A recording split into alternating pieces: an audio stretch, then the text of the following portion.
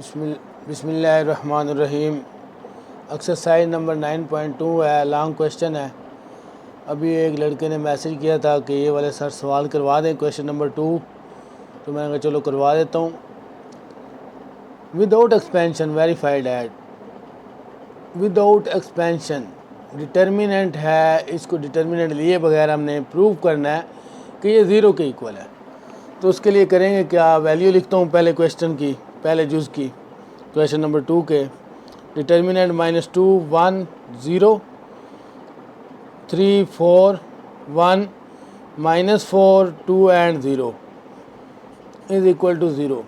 इसमें होता क्या है, विदाउट एक्सपेंशन जब भी हम करते हैं, इसमें अगर हमारे पास दो रोज़ इस तरह उनकी वैल्यू जैसे यहाँ पे -2 1 0 लिखा हुआ है, एग्जांपल ले लेते हैं 1 1 1,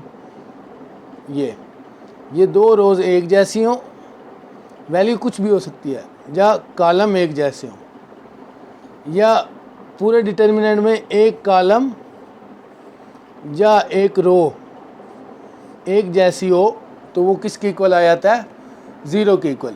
तो हमने कुछ ऐसी कंडीशन बनानी है कि हमारी दो रोज़ एक जैसी हों या दो कॉलम एक जैसे हों, जो एक रो ज़ीरो हो मुकम्मल तौर पे, जो एक कॉलम ज़ीरो हो। हमने कुछ ऐसी कंडीशन बनानी है। अब अगर हम देखें तो यहाँ पे हम क्या करें कि दो रोज़ एक जैसी हो जाएं, या एक रो ज़ीरो हो जाए मुकम्मल तौर पे, या एक कॉलम हो जाए। अब यहाँ पे -2 1 0 है। अब अगर गौर करें तो अगर यहाँ से हम -2 को कॉमन ले लें, सॉरी -2 कह रहा हूँ, 2 को कॉमन ले लें, देखते हैं, करते हैं आगे इसको। मैंने क्या किया, 2 को कॉमन लिया। अब ये बाकी वैल्यू वैसे ही रहेगी। कहाँ से कॉमन ले रहे हैं वो भी लिखना है। टेकिंग कॉमन,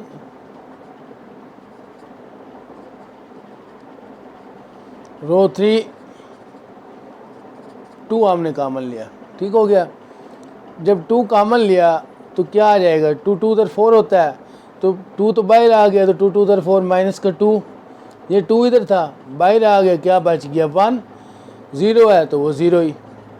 अब अगर आप गौर करें, -2 1 0 -2 1 0, दो रोज़ हमारे पास एक जैसी हो गई हैं, तो वो क्या साबित कर रहा है कि ये सारा डिटर्मिनेंट अब क्या हो जाएगा, ज़ीरो के इक्वल हो जाएगा, ये वाला।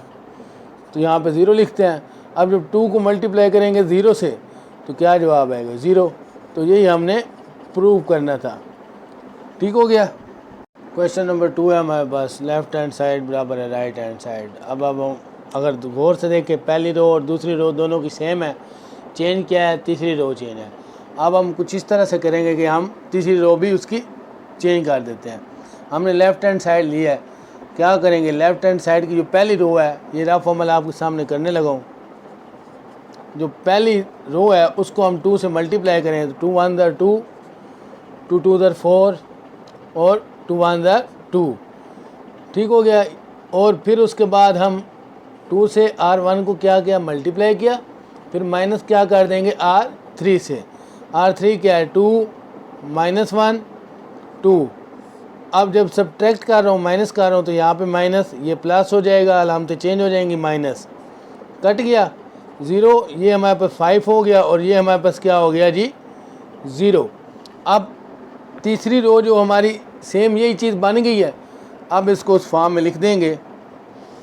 ये साथ आपने सारा अमल लिखना है। जब हम इसको फॉर्म में लिखेंगे, ये हमारे पास 1 2 1 0 2 3, और यहाँ पे 0 5 और 0। अब फ़र्क क्या रह गया, माइनस का। तो सिंपल, ये लेफ़्ट हैंड साइड बनी है, तो राइट हैंड साइड में माइनस से आप क्या कर दें, इसको मल्टीप्लाई कर देंगे। और जब आप इसको माइनस से मल्टीप्लाई करें अंदर, तो ये 0 हो जाएगा, और ये क्या हो जाएगा, प्लस को हो जाएगा, और ये भी 0 ही हो जाएगा।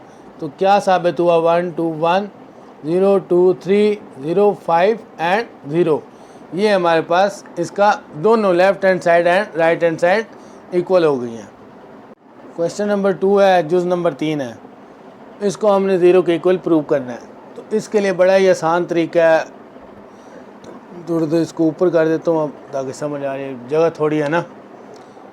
कॉलम 1 में प्लस कर देंगे कॉलम 2 को और कॉलम 3 को। कॉलम 1 ये है, अब ये दोनों कॉलम इसमें क्या कर देंगे, ऐड कर देंगे। a माइनस बी तो पहले ही है, ये plus B minus C plus C minus A, बाकी value same, b minus C C minus ए।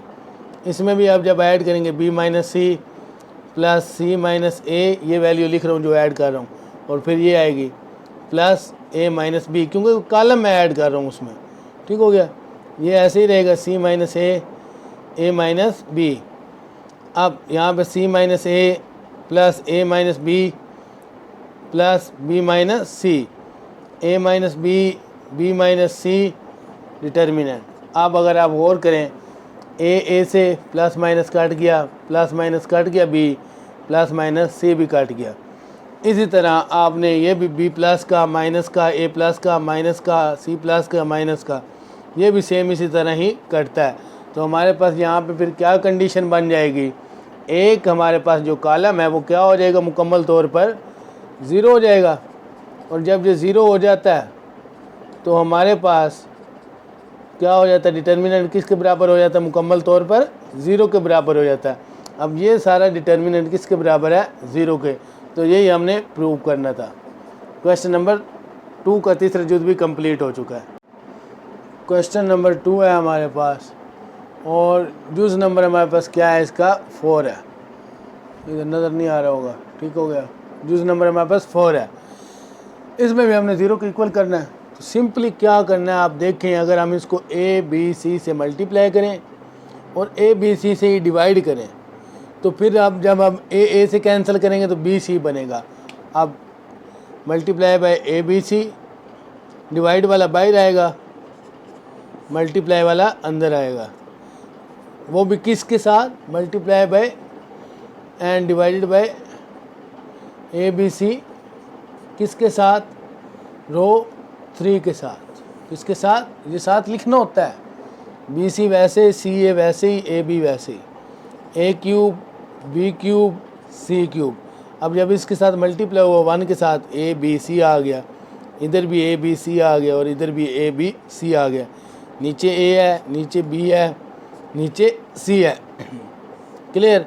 अब ये ए से कैंसिल, बी से कैंसिल, सी से कैंसिल। अगर आप देखें, तवज्जो करें, तो B C C A C A multiply वाले कोई फ़र्क नहीं पड़ता। ए बी और ए बी दो रोज़ हमारे पास क्या हो गई हैं, एक जैसी हो गई हैं। तो ये हमारे पास 1 ओवर ए बी सी, और यहाँ पे ये सारा डिटर्मिनेंट किसके इक्वल हो गया, 0 के। और जब ये इसके साथ मल्टीप्लाई होगा तो वो भी क्या हो जाएगा, 0। यही हमने प्रूव करना था। क्वेश्चन नंबर 2, जुज़ नंबर 5, डिटर्मिनेंट 0 के इक्वल करना है। बस काम ही यही करना है हमने, और तो कोई काम करना ही नहीं है। देखें, अब अगर 7 में से 4 जाए तो क्या बचता है, 3। 4 में से 1 जाए तो क्या बचता है, 3। देखना पड़ता है। इसी तरह 8 - 5 3, 5 - 2 3, 9 - 6 3, 6 - 3 3। ठीक हो गया। तो इसके लिए मैं क्या करूँगा, रो 2 प्लस माइनस रो 1, रो 2 को रो 1 में से मैं क्या कर दूंगा, माइनस कर दूंगा। रो 1 तो वैसे ही रहेगी, चेंजिंग किस में आएगी, रो 2 में।